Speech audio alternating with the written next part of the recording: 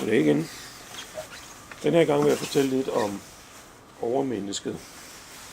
En idé, der har været med os lige siden så langt tilbage, at vi overhovedet har optegnelser om.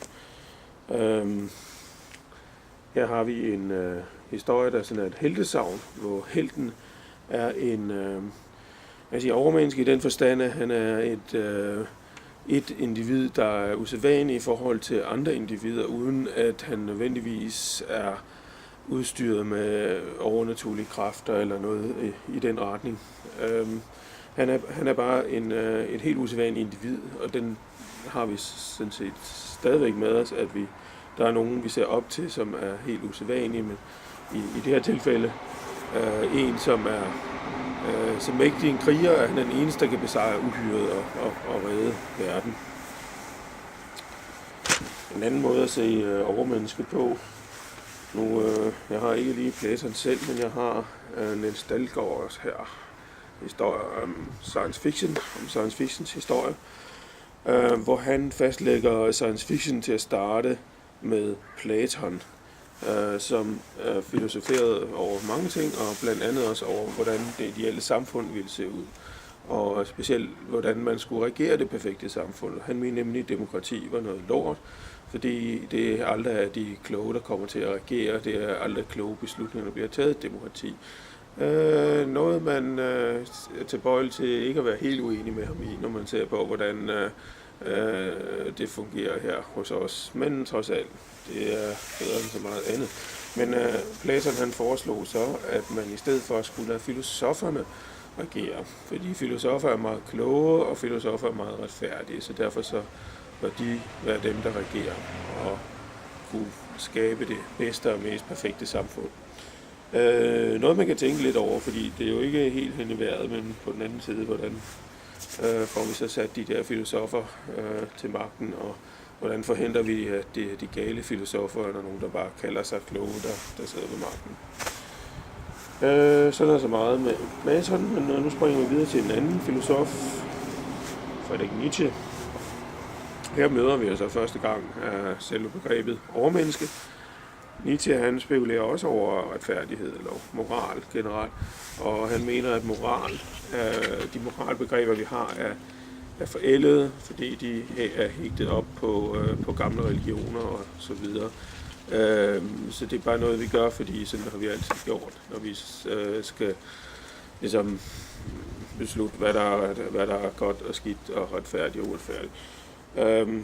Så han prøver at tænke sig frem til sådan en hvordan vi kommer videre med det her med moral, halløj, og får skabt sådan et moralsk overmenneske. Man kan sige, at Nietzsche han har været temmelig meget brugt, og ikke mindst misbrugt. Her ser vi en film. En mand, der hedder Joseph Goebbels, hyrede en filminstruktør, rigtig dygtig filminstruktør ved navn Leni Riefenstahl, til at lave en film om hans partis årskongres. Dette parti, som også hed Nationalsocialistisk Arbejderparti, de havde sådan en idé om, at der var sådan en race, den ariske race, som var sådan en slags overmennesker i forhold til alle andre mennesker, og de så ligesom havde fortjent at regere hele molevitten. Som bekendt, jeg går ud fra, der er ikke nogen, som er ubekendte med det her. Nu kan jeg ikke blive vist i Tyskland. Og det er i øvrigt en udmærket film, men også meget skræmmende, fordi den forherliger det her billede af den ariske race. Men anyway, der kom en masse ulykker ud af det her, og det er jo så fordi, at de måske ikke var så fantastisk gode og retfærdige alligevel, de her overmennesker. Det var bare et postulat. Ja. Så kommer vi til en anden slags overmenneske, amerikanske pulp-serier. Der florerede det meget med folk, der var sådan overmenneske på en eller anden måde. Her ser vi en, som hedder Axel Brass, som ikke har noget med amerikansk pulp at gøre. Han er fra en tegneserie, der hedder Planetary, som er meget nyere. Men han er baseret på en klassisk pulp-helt, der hedder Doc Savage. Doc Savage, han var specielt udvalgt og specielt uddannet til at være overmenneske. Altså igen, ikke med nogen overnaturlige egenskaber eller noget i den retning. Han var simpelthen bare et perfekt menneske, der så var blevet gjort endnu mere perfekt ved at få en perfekt uddannelse. Og han kunne så bekæmpe skurke.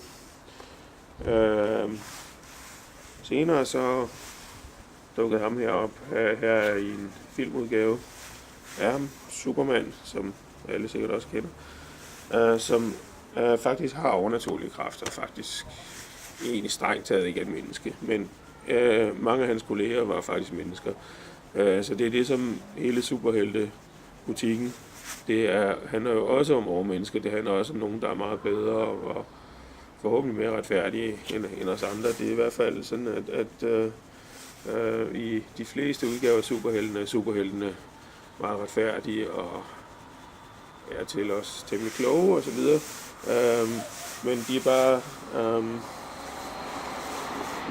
de har så også overnaturlige egenskaber, ligesom at kunne sætte bag ved det. Der har vi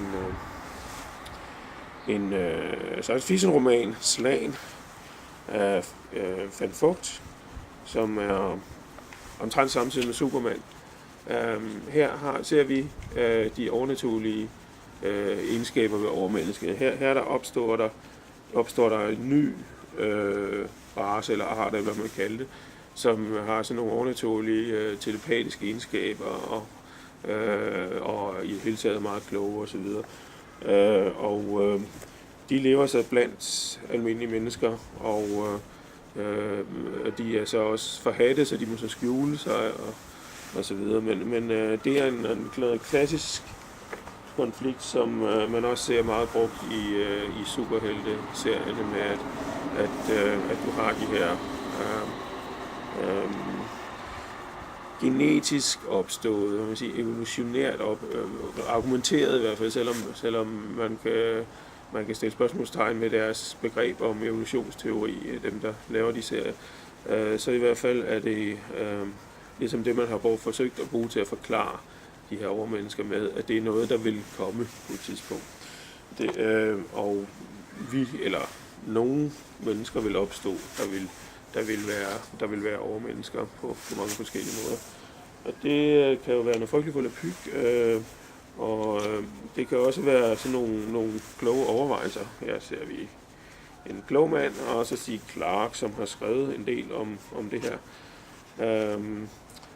Indtil han fandt ud af, at det der med de telepatiske evner og så videre, det måske nok hører hjemme ude på fantasiens overdrev, men på det her tidspunkt, han skrev Childhood's End, som også handler om, at der opstår nogle nye mennesker, som er overmennesker, at de opstår ud af vores menneskeart, opstår der sådan nogle. Men da han skrev den her, der var det stadig tvivl om, hvorvidt det var seriøst eller ikke seriøst, alt det her med telepati og så videre, fordi man havde ikke rigtig fået styr på det, sådan, skal vi sige, forskningsmæssigt og så videre. Var der virkelig noget om sagen? Og sidenhen er det jo blevet undersøgt så grundigt, og man har, de fleste anser det for at være noget, der hører hjemme langt ude på fantasien, og sådan er det. Right. Science fiction-genren har jo taget fat i det her med overmennesket, og brugt det til temmelig meget, men inden da vil jeg lige vise noget her. En bog, jeg lige har læst. Ja, det er jo også science fiction på en måde her. Atlas Shrugged, eller det er faktisk science fiction, af en amerikansk forfatter, der hedder Ayn Rand, som skrev den her Atlas Shrugged. Atlas, det er jo så ham, der bærer hele verden på sine skuldre. Ayn Rand forestiller sig så, at Atlas, han er godt nok lidt træt af det her, og hvad skal han da gøre, fordi han kan jo ikke røre sig ud af stedet, så falder verden jo ned. Så hvad skal Atlas så gøre? Og han skal trække på skulderen, fordi skide være med verden. Altså, det er en lorteverden, så den har vi ikke noget at bruge til. Ayn Rand, grunden til, at jeg nævner hende, er, hun har et overmenneskebegreb, som går ud på, at en speciel type menneske, en sådan amerikansk, klassisk forretningsmand, som starter sin egen virksomhed op og selv opfinder nogle ting, som han så kan drive sin forretning med. Det er sådan et overmenneskebillede, hun har. Og i Atlas Rock, der er der en gruppe af de her sådan, overmennesker, kan vi kalde dem. Hun kalder dem ikke overmennesker, men det vil jeg nu gøre, fordi det er sådan, de bliver fremstillet. Det er sådan, at den her lille gruppe af mennesker, det er så åbenbart de eneste, der kan finde ud af noget som helst, hvad der har med teknologi og i det hele taget at styre et samfund og gøre i Atlas Rock. Og de finder sig ud af, at de bliver misbrugt af dem, der sidder ved magten, og til at lave ting, de ikke bryder sig om at lave, og til at i hele taget bryder det sig ikke om regimet. Så de trækker sig tilbage og lever i sådan en hemmelig dal, og venter på, at verden bryder sammen, og så skubber lidt til det, puster lidt til ilden, så verden den sådan kan bryde sammen, og så de kan komme til at overtage magten. Lidt som hos Platon også, hvor det er ligesom det er de kloge her, der de skal egentlig have magten, og så fungerer alting meget bedre. Man kan også sige, at hun beskæftiger sig også meget med moralbegreb og være retfærdig. Hos Ayn Rand er det sådan, at man er kun forpligtet moralsk over for sig selv. Alle de her sådan, moralbegreber, der man får presset ned om, man skal være god ved ikke mindst, man skal være god ved de fattige, den er hun meget efter. Og altså den der klassiske kristne næstekærlighed og barmhjertighed og så videre, dem er hun meget efter.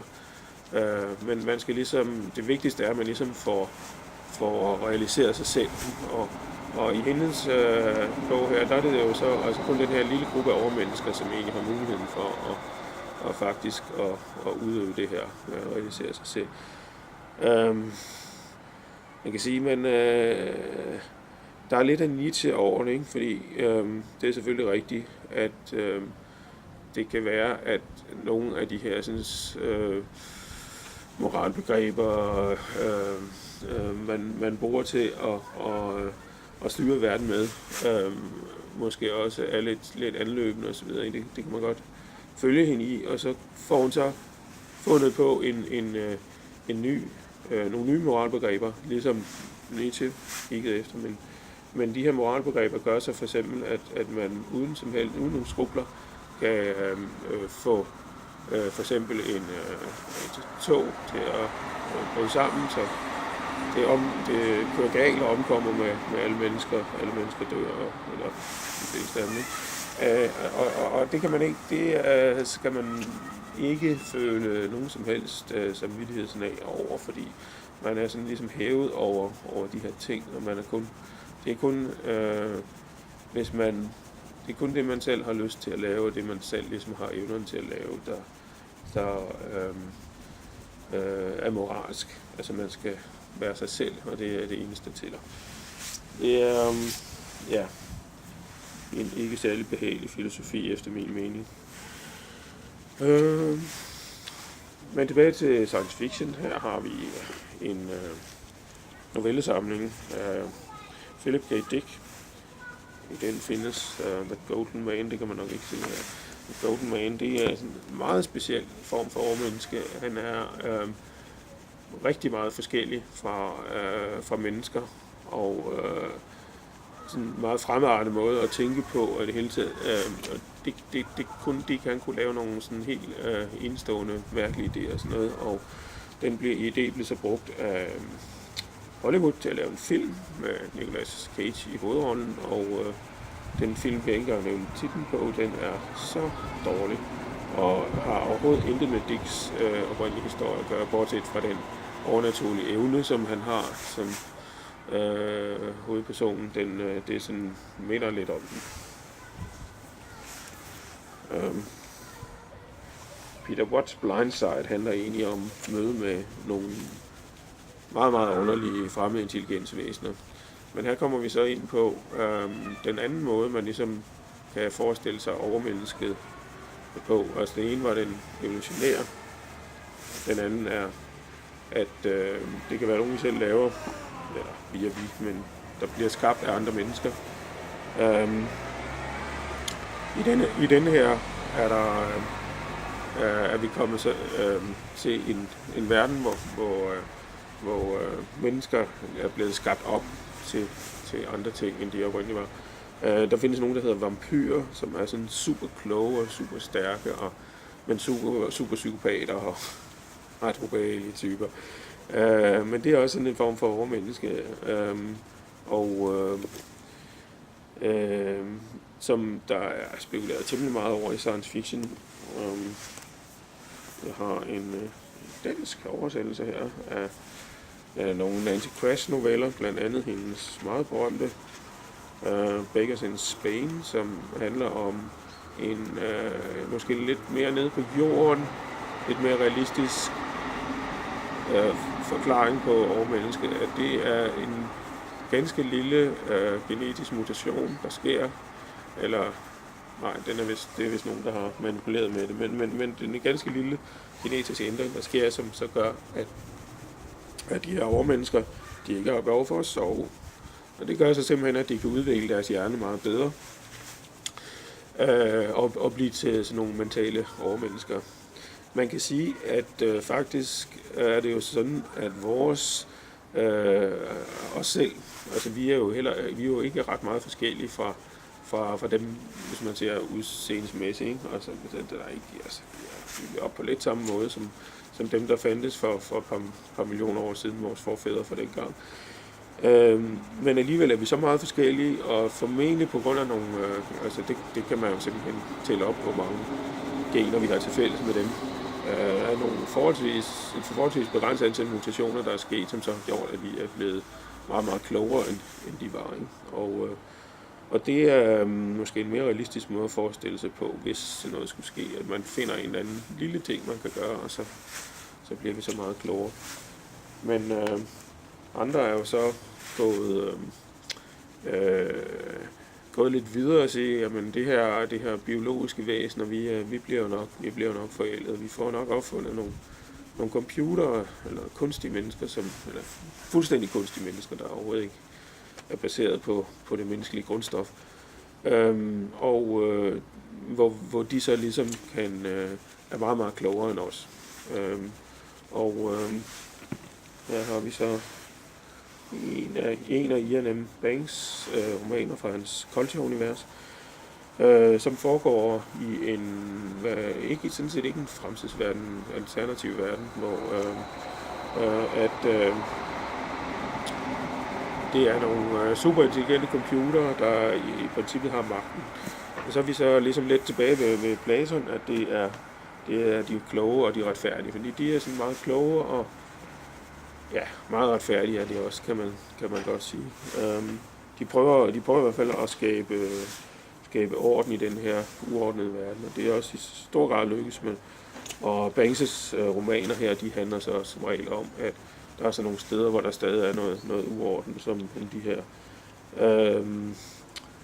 superintelligente computere, som også er rumskibe. Så de prøver ligesom at gå ind og løse situationen, men ikke med kanonbådsdiplomati. Altså de har en militær magt nok, så de kunne smadre hvad som helst af de her problemer, hvis det var det handlede om, men altså også gøre det på en måde, så de ikke ødelægger andre, altså gør det på den mest retfærdige måde. Det kan man så sige, at det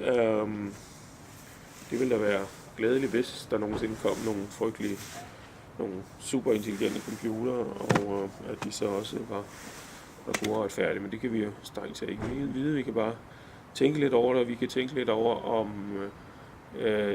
når vi tænker over menneske, at vi så ligesom forsøger så vidt muligt at lade det blive inde i fiktionens univers, og ikke lade det sådan hoppe ud i virkeligheden, og så faktisk begynde at tro på, at der er nogle mennesker, der er så meget bedre og så meget mere retfærdige end alle andre, fordi det viser sig ofte, at specielt hvis man så sætter dem til magten, så er de absolut ikke.